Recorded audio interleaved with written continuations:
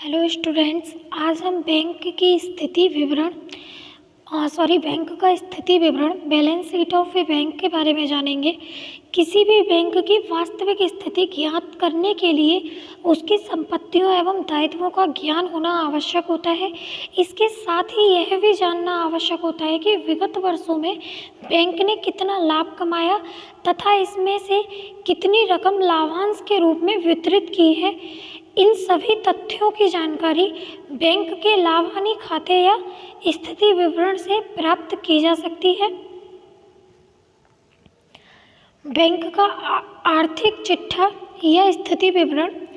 व्यापारिक बैंक की आर्थिक स्थिति का ज्ञान उसके द्वारा प्रस्तुत किए जाने वाले वार्षिक चिट्ठे से होता है।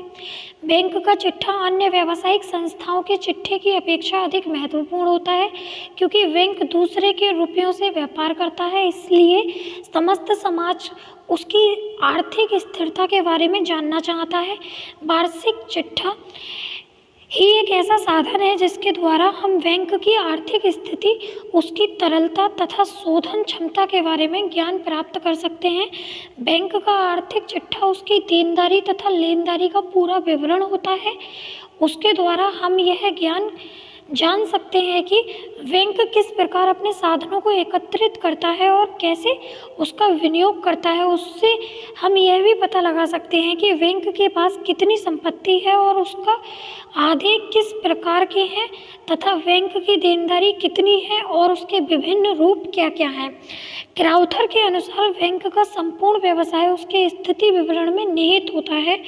इसके अतिरिक्त स्थिति विवरण का यह भी गुण होता है कि उसे एक ही दृष्टि में देखने से वे अनुमान लगा सकते हैं जिन पर बैंक कार्य कर रहा होता है। भारत में व्यापारिक बैंकों के स्थिति विवरण का स्वरूप कानून द्वारा निर्धारित होता है। स्थिति विवरण में दो भाग होते हैं। एक भाग में पूंजी व दायित्व तथा दूसरे भाग में संपत्ति या आधे रखे जाते हैं। प्रत्येक बैंक को एक निश्चित अवधि के उपरांत अर्थात वित्तीय वर्ष के अंत में अपना आर्थिक चिट्ठा तैयार करना होता है। उसकी तीन प्रतियां भारतीय रिजर्व बैंक तथा कंपनी रजिस्ट्रार को भेजना आवश्यक होता है। आर्थिक चिट्ठे का प्रारूप, फॉर्मेट ऑफ बैलेंस शीट। प्रत्येक बैंक अथवा बैंकिंग कंपनी को अपना चिट्ठा बैंकिंग नियमन अधिनियम 1949 की अनुसूची 3 में दिए गए प्रपत्र के अनुसार बनाना होता है। 31 मार्च 1992 को तथा इसके बाद के सभी वर्षों में बैंक या बैंकिंग कंपनियों को अपना चिट्ठा अग्रलिखित संशोधित प्रारूप में तैयार करना होता है। आइए फॉर्मेट देखते हैं।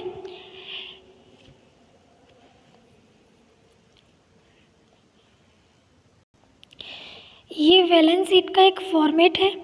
इसमें कैपिटल एंड लायबिलिटीज शेड्यूल रखा जाता है एंड जिस करेंट ईयर से हम स्टार्ट करते हैं वो और प्रीवियस ईयर।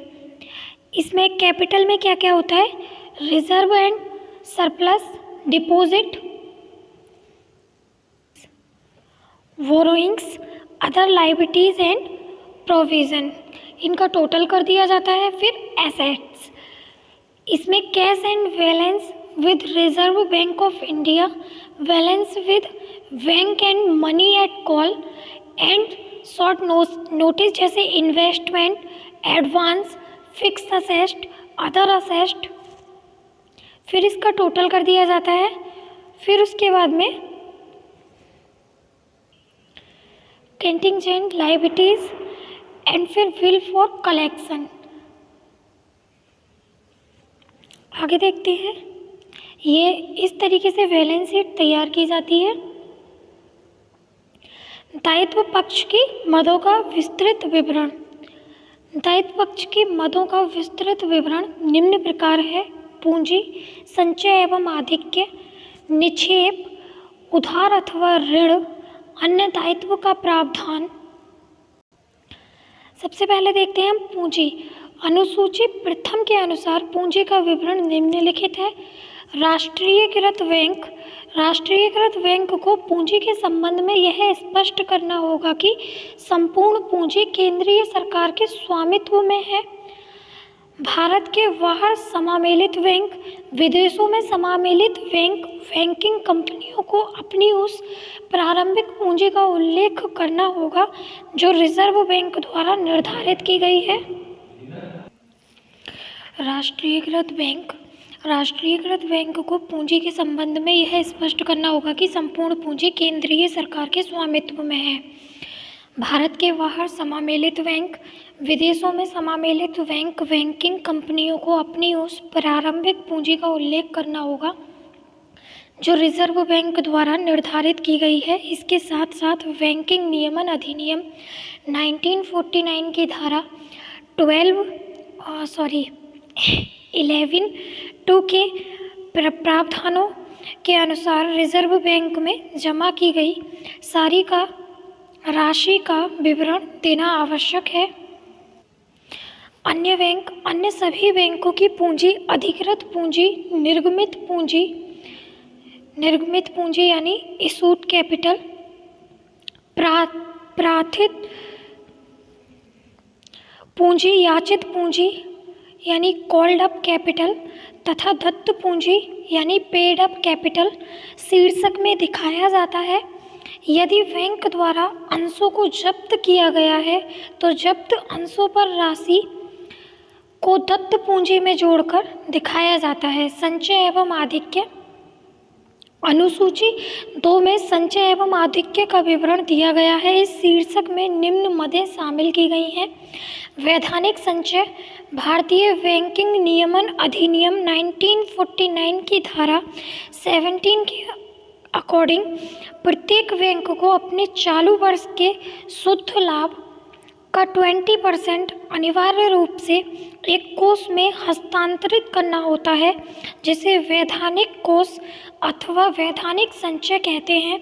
यह अनंतरण तब तक अनिवार्य है जब तक कि यह कोष बढ़ते बढ़ते बैंक की दत्त पूंजी यानी चुकता पूंजी के बराबर ना हो जाए।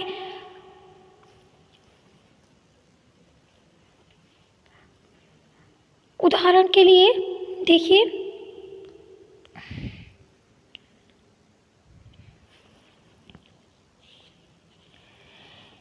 किसी बैंक ने किसी वर्ष मान लीजिए 2 लाख रुपए शुद्ध लाभ अर्जित किया।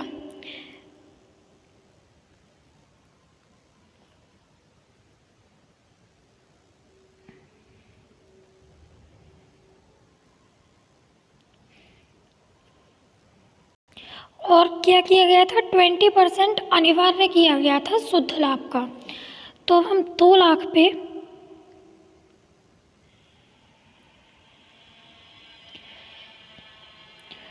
20% अगर हम इसका निकालते हैं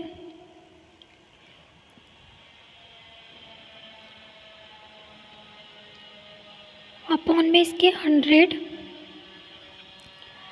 तो हमारा जो निकल कर आएगा वो आएगा 40,000।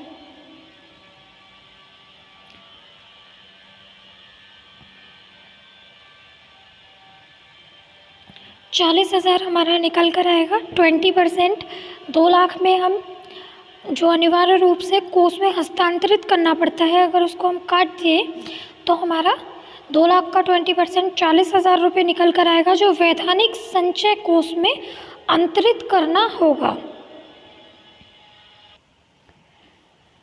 प्रत्येक बैंक को ऐसा तब करना पड़ता है जब तक कि केंद्रीय सरकार उसे ऐसा ना करने की छूट नहीं दे देती।